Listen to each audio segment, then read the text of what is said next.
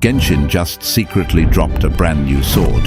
And when I say secret, I mean 500 years ago secret. Why? Because this blade is locked behind a world quest.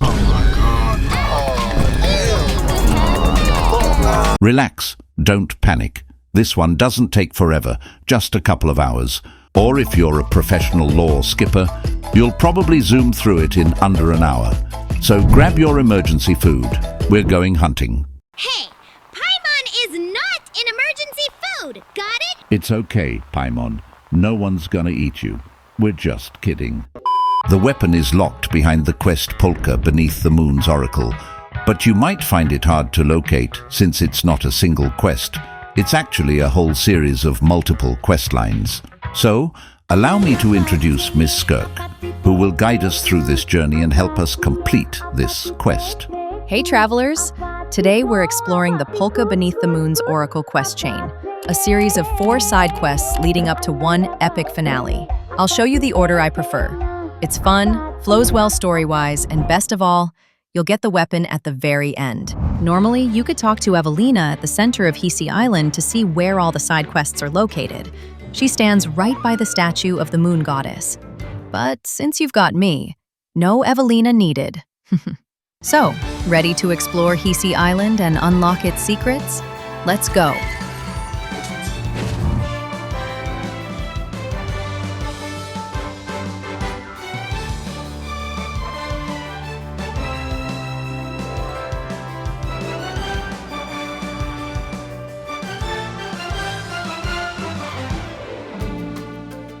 This world quest is about an ancient sanctum that was sealed away 500 years ago. And no surprise, the sword is going to be locked inside of it. The sanctum itself is sealed by broken stone fragments scattered around Hiisi Island. Our job is to track them down and return them to the sanctum so we can break the seal. To trigger the quest, head over to Frostmoon Enclave and find Kasha, a curious little scion with a big request. She wants us to find something she calls Pretty Stone. Sounds simple enough, but there's more to it. Search around for those stone fragments. Just follow the marker on your map, and you won't miss it. When you've got them, bring them back to Kasha. She seems overjoyed, but our job isn't done yet. Kasha asks us to place the fragment into the giant stone slab in the middle of the enclave. Interact with the blue marker, and watch as the ancient mechanism awakens. The stone shifts, connecting to another stone in the distance.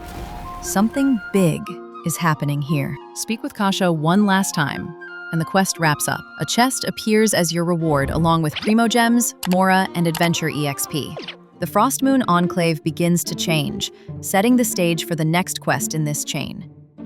With Frostmoon Enclave behind us, we head to the south beach of Hiisi Island. There's a shore area, kind of a C-shaped bay, where you'll meet Pakani standing on a rock, worried because something in the water is troubling the fish. Our task here is to investigate the disturbances, find stone fragments, and restore what's broken. Look for the large stone pillar standing near the shoreline, close to where Pakani is. In the water, just off the shore, you'll see 2 fragments floating nearby. But here's the catch. You can't pick them up yet, because you're not empowered with Kuvaki energy. To get Kuvaki, hit the Atapetra conch shells on the beach. After hitting them, a blue circle appears. Step inside it, and you'll be empowered. Then, press T, pick up the floating fragments, and carry them back to the main stone pillar. Same process for the second fragment. Break nearby conches if needed, get empowered, grab the fragment, return to the stone, and place it in another socket. Now for the trickiest part, the third one is submerged. Head a little further right from the main stone, along the shore, till you see a statue in the water and a nearby kuhenki. You'll use Kuvaki power again. Stand close to a white kuhenki to gain the energy. Then, interact with the submerged stone to lift it up. Interact again. Then, a moon mirror will appear above the water. Look inside that moon mirror. There lies the hidden third fragment. Grab it. This one is very far from the main stone pillar, so you'll need to use more conches for empowerment to cover the long distance. Once all 3 fragments are in place, the stone activates itself, lifts up, and connects to the ancient sanctum. The disturbance is resolved, at least around here. With the stone restored, head back to Pakani. He'll be relieved. The fish might return. That wraps up here.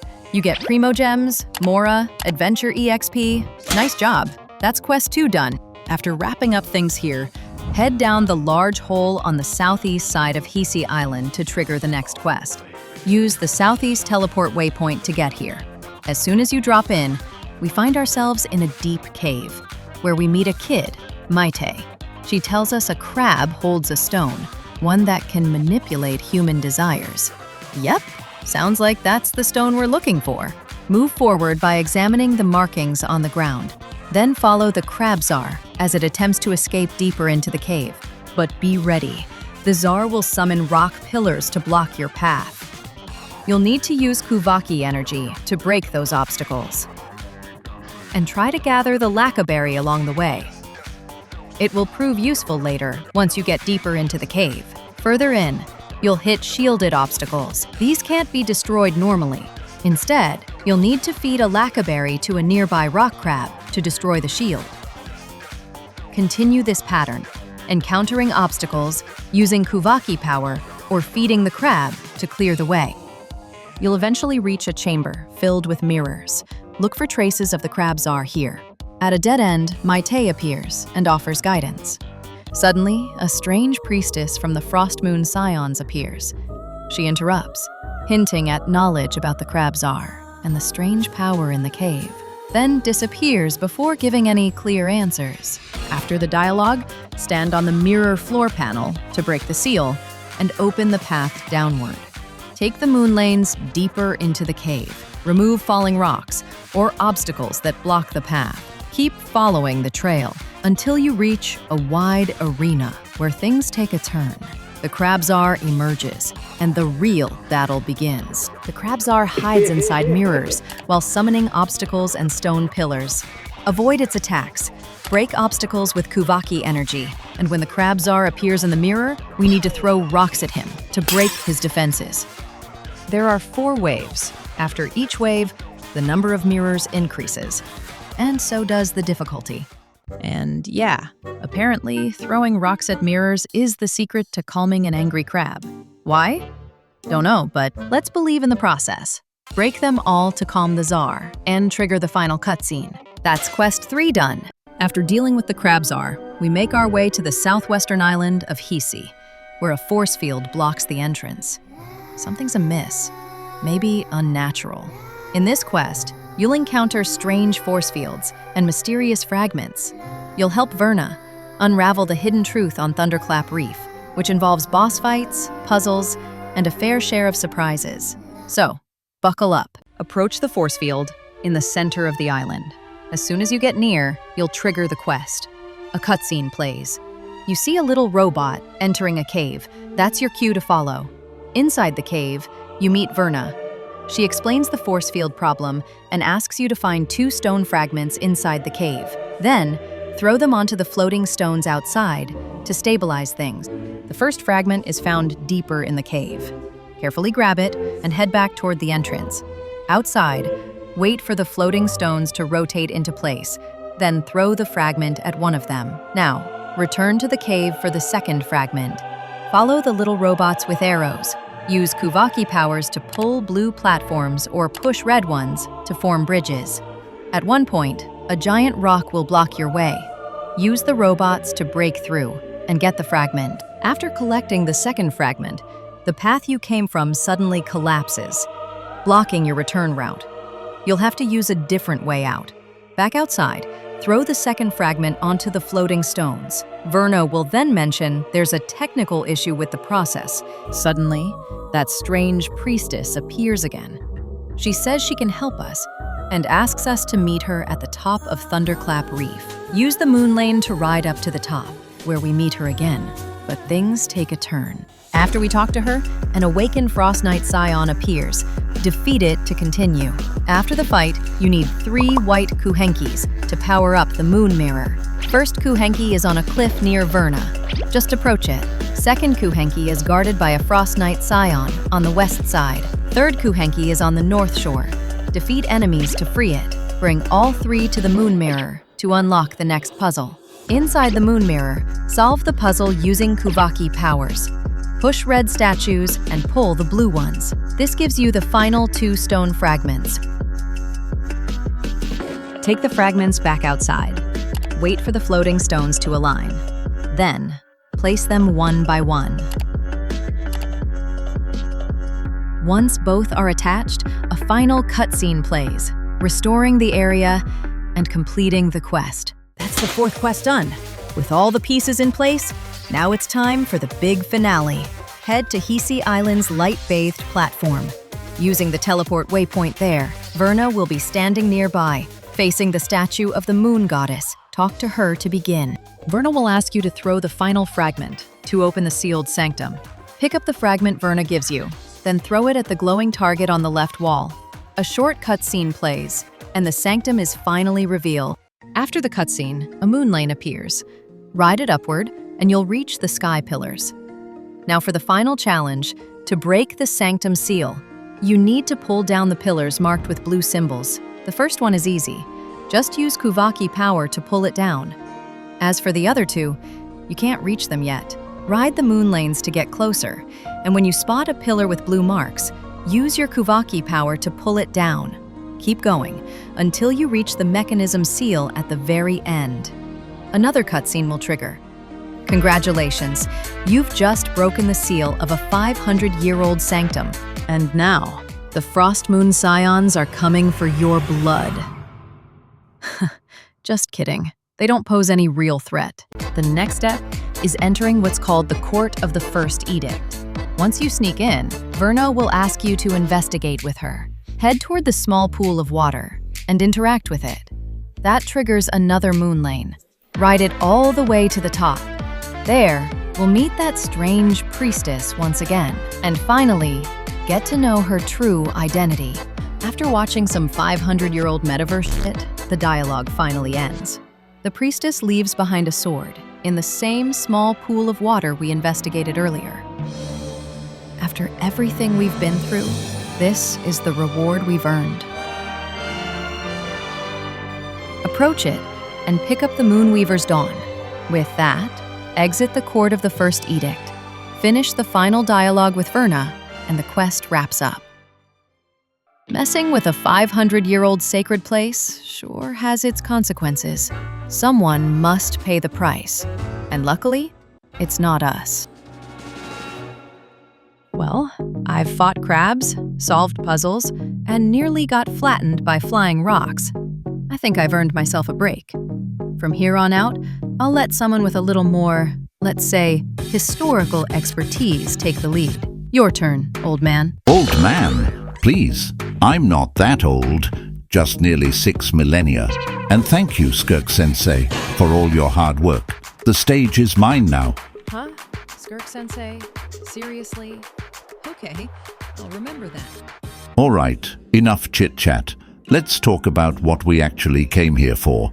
The shiny blade in our hands, Moonweaver's Dawn. Is this really a legendary treasure, or just a glorified paperweight? Let's break it down, stat by stat.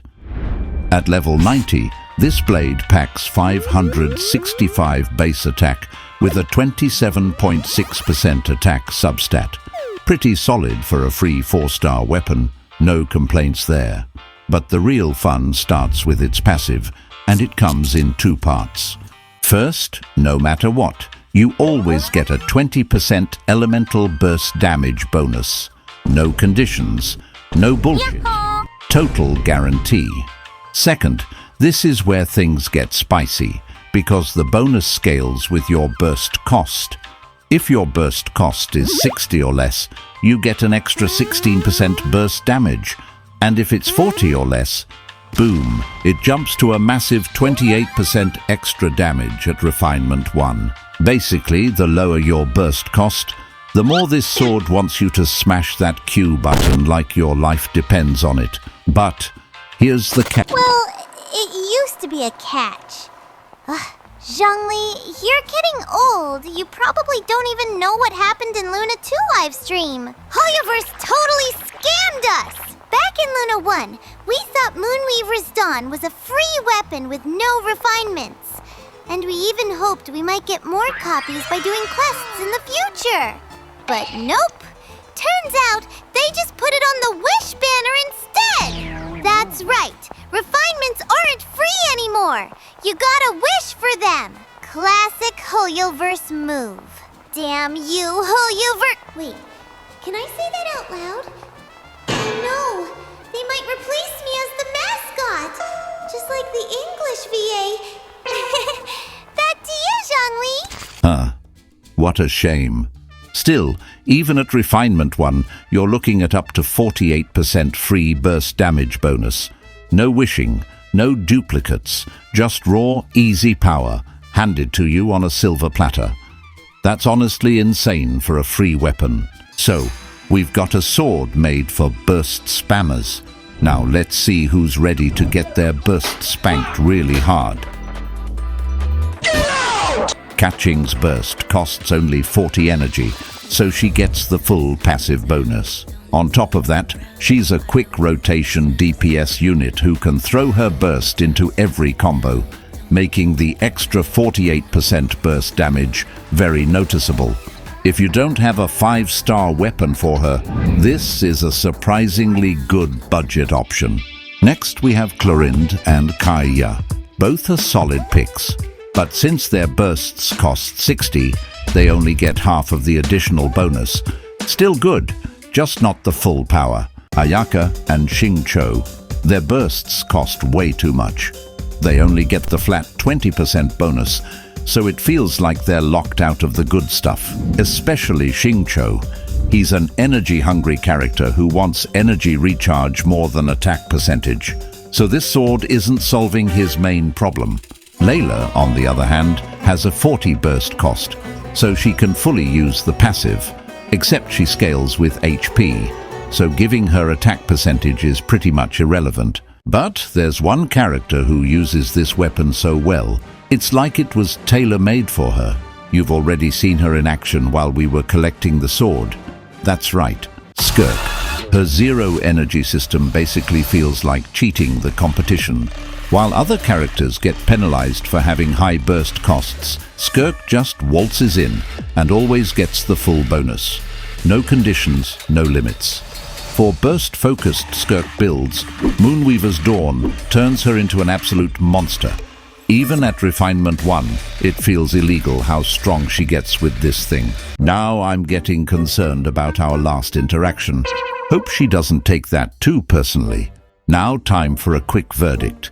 It's free, permanent, gives a guaranteed 20% burst damage bonus to anyone who wields it, comes with a solid attack percentage substat, and now, with Luna 2, it's refinable if you decide to wish on the weapon banner. But on the flip side, those refinements are now locked behind the weapon banner. The attack percentage stat isn't ideal for every character, and that conditional passive sadly leaves out all those high burst cost characters. So, Moonweaver's Dawn is amazing for characters who can fully utilize it. But if you don't have those units, don't worry. You can still farm it as a cool collectible weapon for your inventory. Either way, it's worth grabbing. What are you doing here? I forgot to mention something. In this video, we've solved tricky puzzles, played around with new mechanics, met some quirky NPCs, uncovered a few lore bombs, and soaked in breathtaking sceneries. And if your game decides to lag while you're enjoying all this chaos, don't panic. I've got you covered. Just click right here for the Genshin graphics optimization guide that this channel offers. And I'll meet you there. Till then, have a great day. Bye.